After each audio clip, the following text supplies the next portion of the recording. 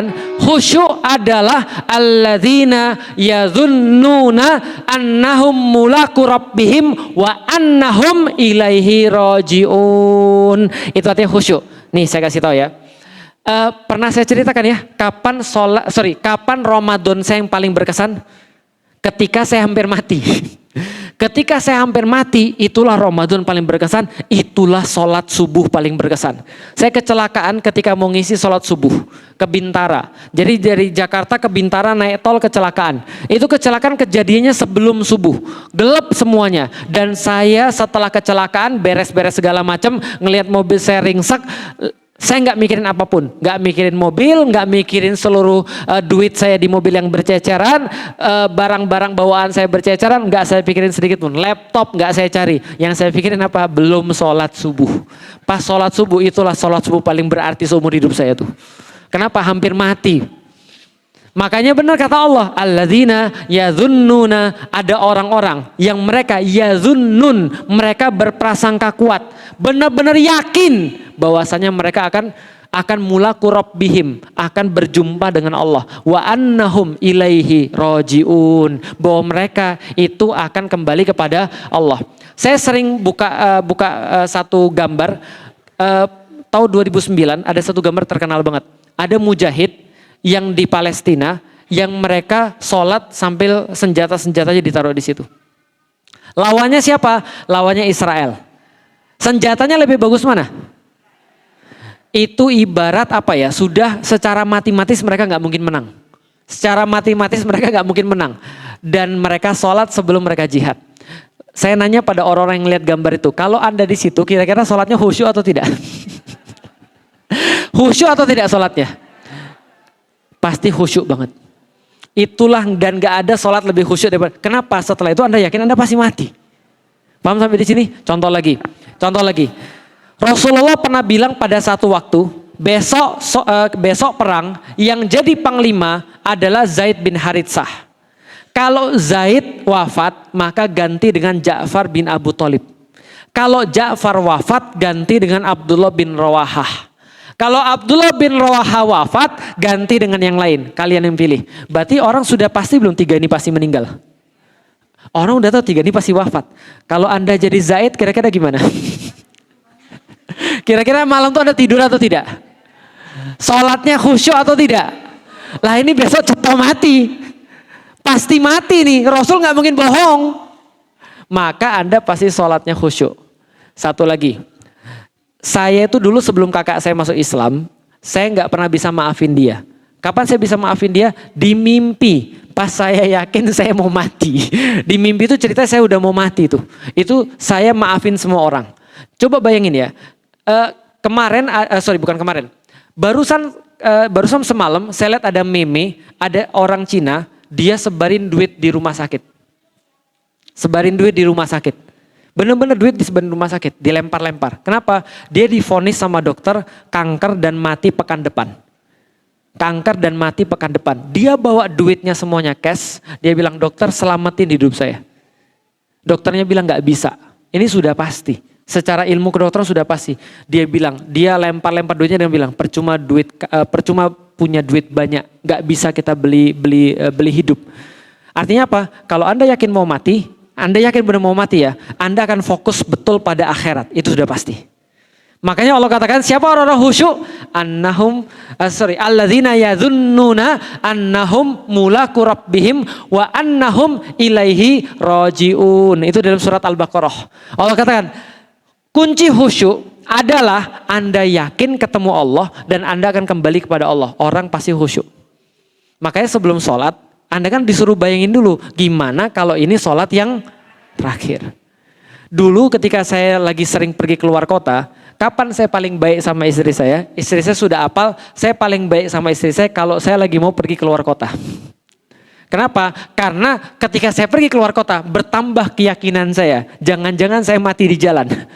Paham ya? Apa maksudnya? Loh, kalau Ustadz di rumah emang gak yakin mati? Ya yakin pasti mati, cuman kan di rumah. Kalau pergi keluar kota kan jauh. Maka kemudian pernah lihat orang zaman dulu pergi haji. Orang zaman dulu pergi haji pas sebelum ada internet, pas sebelum ada telepon, sebelum ada apapun metode komunikasi, kayak apa orang pergi haji? Anda tahu walimatus safar itu tujuannya untuk apa? Betul, ngelepas orang seolah-olah orang tuh nggak bakal balik lagi. Itu walimatus safar tuh. Lah kenapa? Minimal berapa bulan tuh mereka pergi naik kapal? Bisa dipahami ya maksudnya ya. Artinya orang zaman dulu lebih ngerti khusyuk karena nggak ada handphone, Pak. Kita sekarang ada handphone. Jadi hidup kayak masih panjang. Makanya kata Rasulullah, sebaliknya Rasul katakan, jauhkan diri kalian daripada tulul amal. Apa itu tulul amal? Berangan-angan panjang. Seolah-olah akan hidup lama. Karena kalau Anda merasa hidup lama, Anda pasti akan menunda ibadah. Siapa yang menunda ibadah? Yang sholat zuhur dan yakin asar masih ada. Betul begitu? Siapa yang menunda untuk sholat? Yang dia merasa bahwasanya dia masih bisa ada waktu sampai asar. Kan gitu, maka dia nunda sholat. Coba kalau dia nggak ngerasa ada waktu lagi, pasti akan keluarin semuanya. Bisa difahami? Berarti khusyuk adalah keyakinan akan kembali kepada Allah. Makanya yang lebih banyak khusyuk itu orang tua atau orang muda. Kenapa yang tua lebih khusyuk? Benar, karena yakin mau mati sebentar lagi. Maka penting itu perasaan mau mati sebentar lagi.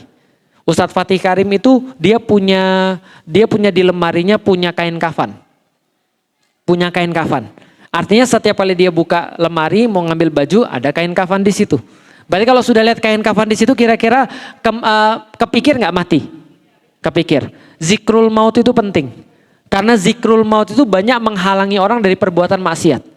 Zikrul maut, mengingat mati. Maka sering-sering ingat mati. Kalau kita sering-sering ingat mati, gak akan ingat lagi kerjaan. Kerjaan itu kan kita ingat karena masih ada waktu kita anggap. Tapi kalau kita merasa udah gak ada lagi waktu, kita akan fokus pada sesuatu yang benar-benar penting. Saya contoh misalnya kalau saya ditanya, kalau saya misalnya tahu besok itu saya mati misalnya, apa yang saya lakukan hari ini?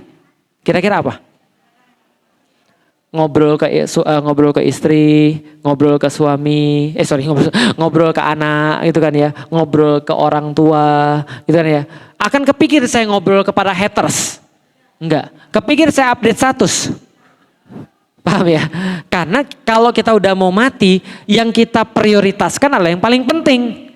Dan kita tahu yang paling penting adalah sholat. Punya duit, sedekahin enggak? Untuk apa lagi yang enggak bawa mati? Itu kan ya. Lah, tapi kan nanti masih ada istri, dia bisa cari sendiri. Sekarang gimana caranya saya harus egois terhadap diri saya sendiri karena mau mati. Makanya orang mau mati itu biasanya egois. Egois terhadap pahala, insya Allah ya.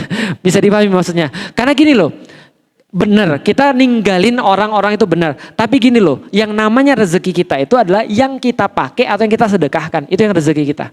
Karena belum tentu yang kita tinggalkan itu rezeki kita. Lah kalau dimanfaatkannya untuk kebaikan. Kalau dimanfaatnya bukan untuk kebaikan, malah jadi fitnah. Tinggalin harta. Ternyata anak-anak ribut. Banyak gak yang kayak gitu? Bukannya jadi fitnah. Saya bilang itu belum kering kuburan ibu kamu. Belum kering kuburan bapak kamu. Udah ribut masalah jualan rumah dibagi rata. Serius aja, paham gak sih maksudnya? Nah jadi yang penting itu kan bukan fisik. Tapi bagaimana caranya nyiapin non fisik. Nah intinya adalah kalau sholat. Ya jangan sampai kayak saya ya, udah mau mati baru mau khusyuk gitu ya. Jadi ya cobalah menghadirkan bagaimana caranya seolah-olah kita tuh akan mati. Saran saya apa? Saran saya pertama, sering-sering pergi ke kuburan. Liatin tuh orang-orang yang dikubur. Kalau ada orang meninggal, datang takziah. Perhatikan omongan orang-orang di situ. Itu pengingat mati tuh. Makanya kalau ada orang takziah, saya paling senang tuh. Duduk di situ dengerin ngomongan orang. Nah itu omongannya. Ya Allah gak nyangka saya. Masih muda ya Allah. Gak ada sakit-sakit acan. Begitu ya. Gak ada tanda-tanda maksudnya. Tiba-tiba mati. Paham ya? Sementara ada orang tua gak mati-mati. Nah itu ya bagus untuk yang muda-muda. Oh ternyata mati. Itu bukan karena umur ya. Tahu kata Rasulullah mati itu punya 100 sebab. Mati itu punya berapa sebab? Setiap orang-orang akan dikelilingi 100 sebab kematian. Yang muda dapat 99, yang tua dapat 1. Mati karena tua itu cuma 1 sebab. Selain itu ada berapa? Paham? Artinya orang muda itu lebih banyak yang mati daripada orang tua. Karena orang tua mati cuma karena satu sebab. Sebab tua. Lah yang muda, tabrak busway, sambar petir. Paham ya maksudnya ya? Jadi jangan pernah merasa aman. Ustadz jangan ngomong mati terus tuh Ustadz, pamali. Gak ada pamali ngomong mati. Justru gara-gara Anda pamali ngomong mati, Anda maksiat terus.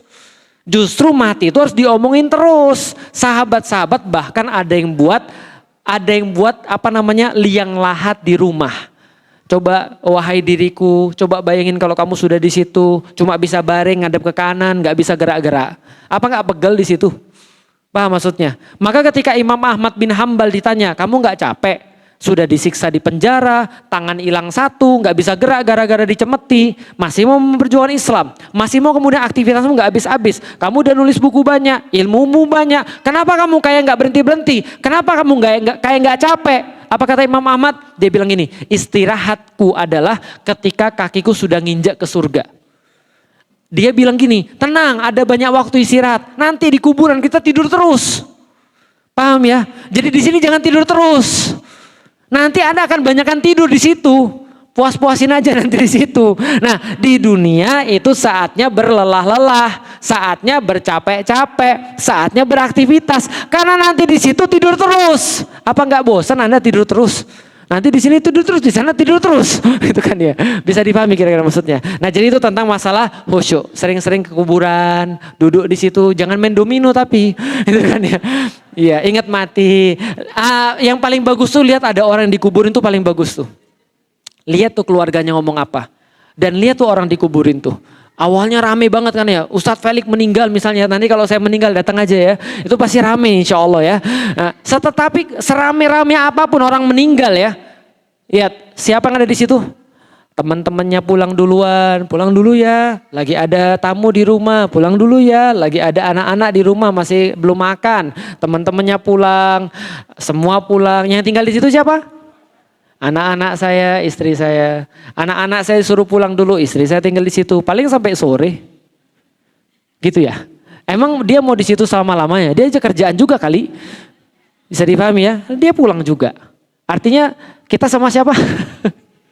Kita sendiri. Nggak akan kita ditemenin oleh manusia. Artinya kalau kita sudah lihat kayak gitu, oh ya berarti kata Allah siapa? Yang nemenin adalah amal-amalnya.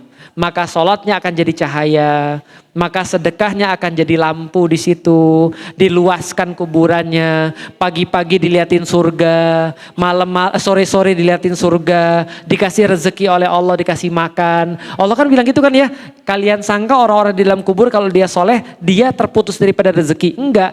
Katanya Rasulullah, orang-orang yang meninggal dalam keadaan soleh dan solehah, dia setiap hari akan ngelihat keluarganya, lalu kemudian bilang, kesian ya kalian ya, kesian ya kalian di dunia ya, masih lapar, masih takut, masih sedih. Gue di sini udah enak banget, lu cepet-cepet aja mati, gitu. Serius, karena dia udah tahu dunia ini tempat bersedih, dan ternyata akhirat adalah tempat bersenang bagi yang punya amal. Nah, jadi